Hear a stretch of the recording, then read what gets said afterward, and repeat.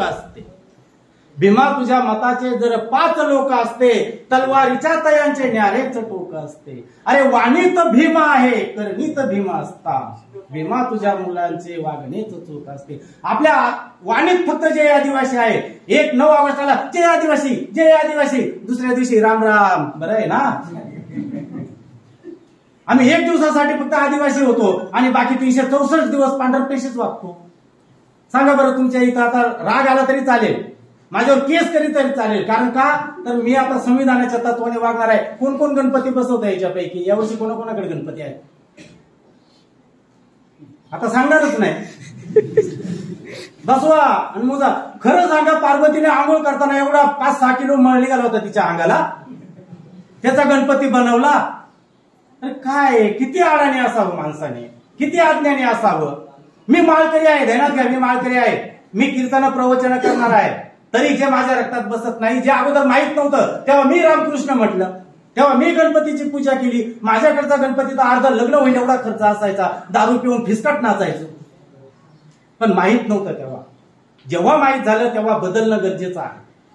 आणि जेव्हा मला आता गेल्या वर्षी पंढरपूरची वारी मी कॅन्सल केली, का नाही माझ्या धर्मात बसत ते, मला कोणता धर्मच नाही. अगोदर मी हिंदू आहे, हम हिंदू आहे, छाती दुखच तर बडवायचो. आता मी हिंदूच नाही तर मी का जाऊ तिथे वारीला? नाही गेलो. पण एक आहे, मरताना सुद्धा तुळशी पान हे शुद्धी करते शरीराचं, म्हणून ती माळ राहावी, हा उद्देश आहे. जर याच्यात ते तत्व नसतं तर ती फेकली असते. म्हणून बंधूंनो, आदिवासी आपल्या परंपरा आपल्या मुलांना पण माहित नाही, काय आपले देव आहेत. हिरवा कोणाला माहित नाही, आपल्या मावळया कोणाला माहित नाही. आपल्या बरेचसे देवदेवतांचे जे निसर्गातील देवी देवता आहेत ह्या आपल्याला माहित नाही, तर आपल्या पोरांना कुठून माहित होणार आहे. आणि म्हणून आपल्या मूळ दैवतांची ते फोटो पण आहेत, तुम्ही मेळावा संपल्यानंतर पहा.